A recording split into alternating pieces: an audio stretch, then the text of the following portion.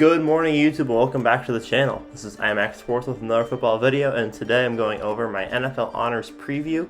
So every single year at the end of the season, the night before the Super Bowl, they do the NFL Honors. What the NFL Honors is they go through a bunch of different awards and accolades that they give out seasonally to each of the to different positions or to different sections of the NFL. So the ones that I'll be going there are a lot of people that either predict or bet on specific awards that are given out yearly to not positions or to anything else, but they give them out to players that have had a phenomenal season in any particular category. Those categories are Offensive Rookie of the Year, Defensive Rookie of the Year, Defensive Player of the Year, Offensive Player of the Year, Coach of the Year, Comeback Player of the Year, and MVP. So what I'm going to be doing today is going over my projections for who's going to gain those awards and why. And so I'm really excited for the NFL playoffs. I hope you guys are too. I think I am doing the Titans-Ravens game for my streamed game this week. I'm either going to do that one or I'm going to do Seattle-Rams. One of those two. Those have been the two most requested. So if you guys are interested, make sure to tune in this weekend. I'll be live streaming one or both of those games. Those two are the two closest matchups, I think, so far in the playoffs, and I think that they would be the most interesting ones to look at with you guys. So without further ado, let's get into the video. Okay, so the first category we're going to be looking at is the Defensive Rookie of the Year. My Defensive Rookie of the Year is Chase Young. Chase Young has 42 total tackles this season, 32 solo, 12 assists, or 44 total. He has 13 tackles for a loss, 7.5 sacks, and 34 sack yards. He also has 3 fumbles recovered for 57 yards, a touchdown, and 4 passes defended. He has 12 quarterback hits, and he leads the NFL in defensive fumbles recovered, and he's top 5 in fumble yard recovers. So there are only a couple other players with 3 fumbles recovered, and only a few of them have more return yards than he does. Probably the people that went down the field and got a touchdown or whatever. And on Pro Football Reference, where I get a lot of statistics and stuff, they do an AV rating or average value rating for each of the players.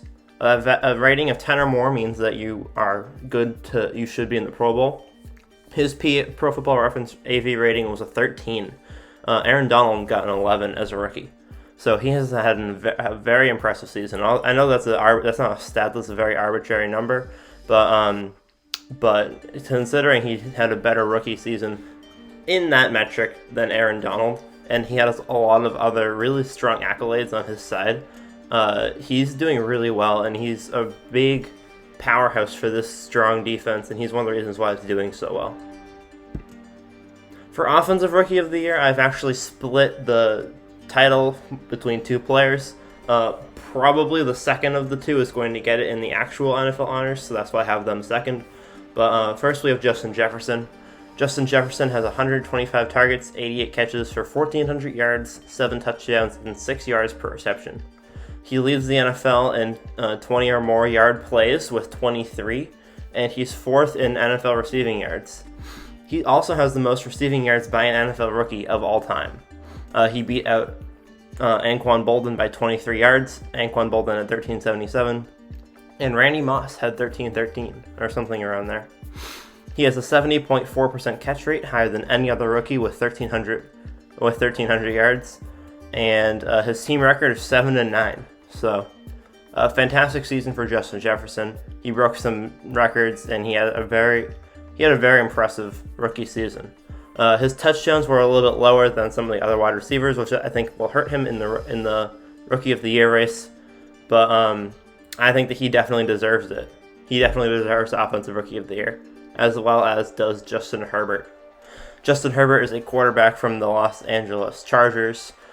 He was 396 of 595 for 4,336 yards, 31 touchdowns, 10 picks, and a quarterback rating of 98.3. He had 55 carries for 234 yards and 5 rushing touchdowns, and had the most rookie NFL passing touchdowns in NFL history, as well as the most rookie passing yards per game in NFL history. He's second in yards to Andrew Luck, who had 4,374, but Andrew Luck played a full 16 games. Justin Herbert only played 15. So had Justin Herbert played 16 full games this season, he probably would have beaten Andrew Luck in most passing yards as well. He only played 15 games this year, and even only playing 15 games, he beat the NFL passing touchdown record by 4. No rookie had ever gotten above 27 before this season. He got 31. And his team record is 7-9. The Chargers, although they did not make the playoffs, they had a very strong ending to the season. I believe they were 2-7 or 2-8, and they had a very strong end to the season, winning a lot of games against some very good teams. And he also has never lost to Patrick Mahomes. He he only played him once, but never mind, scratch that. I thought I was recalling that they tied that game. He was 1-1 against the Chiefs this year. One of the games Patrick Mahomes didn't play in, but it's very solid to be 1-1 against the Chiefs. He had a phenomenal season, and him and Justin Jefferson both deserve Offensive Rookie of the Year this year. Okay, so moving on to Defensive Player of the Year, we have Xavian Howard. Xavian Howard this season had 51 total tackles, 40 solo, 11 combined, with 1 tackle for a loss. He had 20 passes defended, 10 interceptions, and 77 interception yards, as well as a forced fumble. He led the NFL in passes defended and interceptions. That doesn't usually happen. Usually it's split between 2 different players. He's the first defensive back with 10 interceptions in 13 years. The last time was in 2007. And it's only happened 3 times since the year 2000. And nobody has had more than 10 since 1981. So he had a phenomenal season this year. Quarterbacks have been throwing picks less and less and less every single year as the league has changed. But he still was able to pull off 10 interceptions in one season. The team record is 10-6. Although the Dolphins did miss the playoffs, he was a big factor in how they became one of the strongest, if not the strongest defense in the NFL, with the number 1 scoring defense in the league, including their last week's breakdown against the Bills. Xavier Howard had a phenomenal season all around, and he's just an all-around phenomenal player. TJ Watt should get a mention here. I think that he has a very strong chance of getting the MVP after leading the league in sacks with 15. But I think Xavier Howard definitely should get this award after this season. Stephon Gilmore had a good season last year, and he got it, but I think that Xavier Howard had a better season, and the competition isn't as steep because there aren't as many players that had other phenomenal seasons. So I think Xavier Howard definitely deserves this. And for Offensive Player of the Year, I have Derrick Henry. Derrick Henry had 378 carries, 2,027 yards, 17 touchdowns, and 19 catches for 114 yards. He led the NFL in rushing touchdowns and rushing yards. He was the 8th player of all time to get 2,000 rushing yards, and he had 3 200 or more rushing yard games in this season alone. Most running backs don't get that in their entire career. His team record was 11-5, and they made the playoffs. So the reason why I have Derrick Henry here is because he just deserves it. There's no other player, except for possibly Devontae Adams, that could get this award. And there are no quarterbacks that had good enough seasons to get this award compared to Derrick Henry. Only 8 players have ever had 2,000-yard rushing seasons, and none of them, I don't believe, had 3 200-yard games. Everything about this season was just phenomenal for Derrick Henry. I'm a Derrick Henry fan. I think that he deserves this award. And also, out of those 8 2,000-yard rushers, none of them, except for one, had walked away with neither Offensive Player of the Year or MVP. The only time that someone did not get either of those awards was the year that Dan Marino had 48 touchdowns, and it was a thing that no one had ever even heard of happening before. So the only thing I could possibly see is Aaron Rodgers getting both the MVP and Offensive Player of the Year.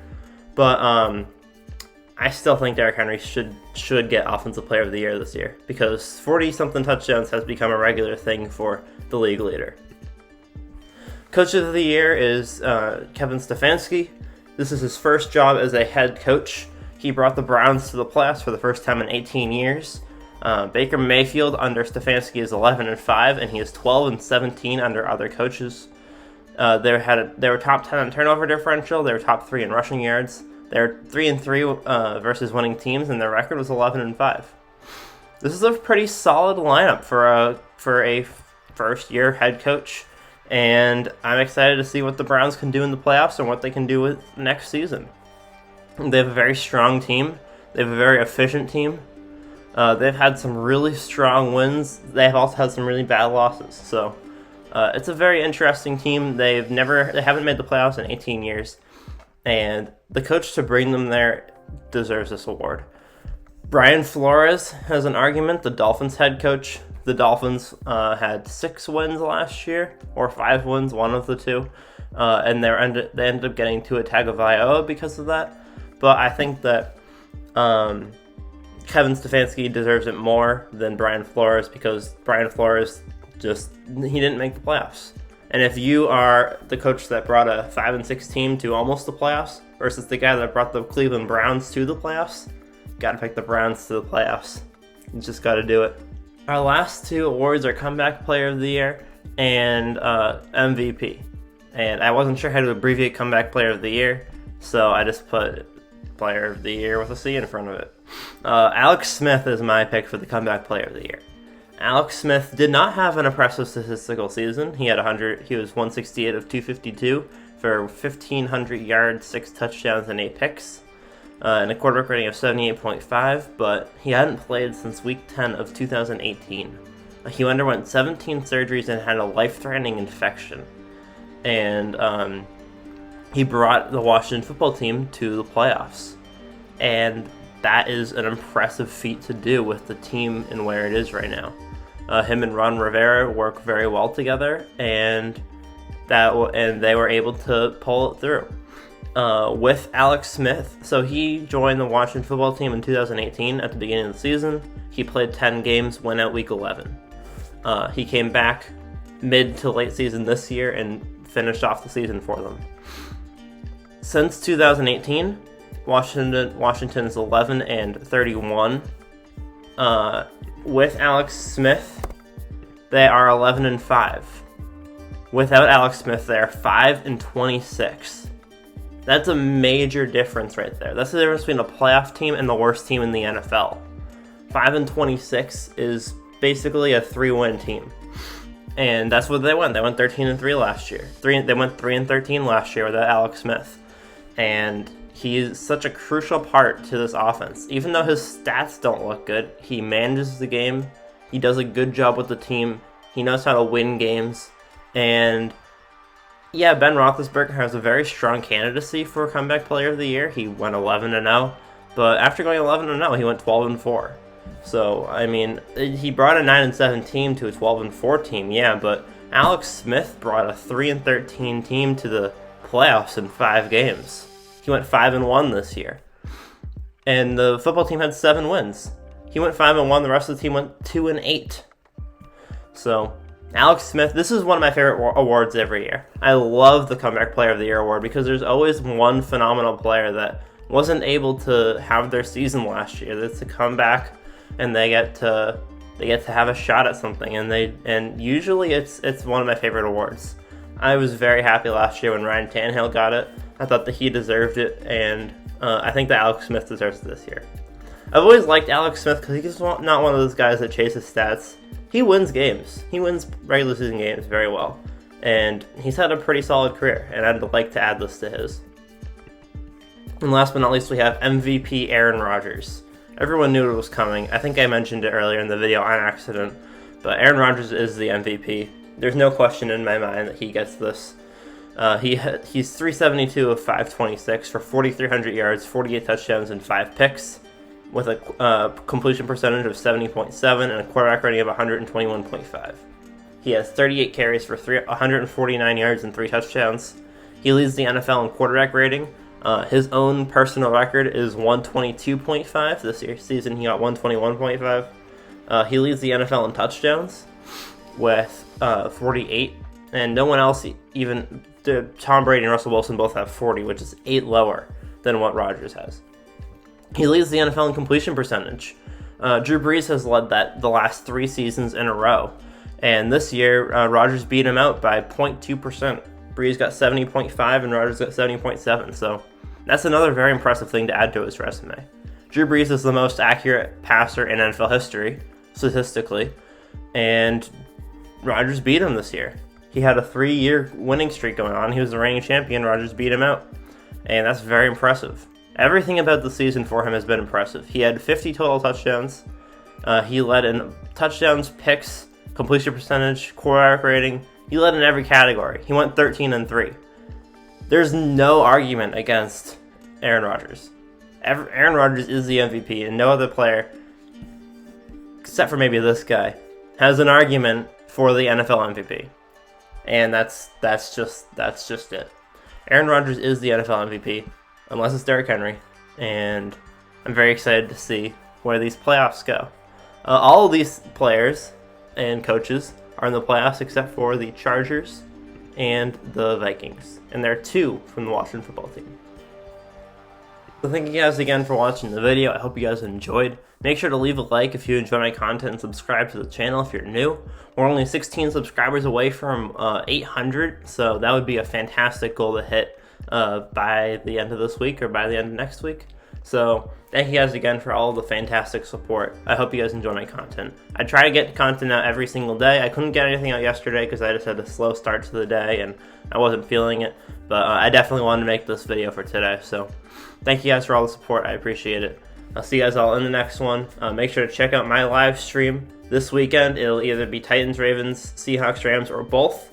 So I will be live streaming on this channel this weekend. Make sure to tune in if you're interested. I won't be live streaming the game. It'll just be my live reaction of what's going on and a play-by-play. So I'm really excited for that.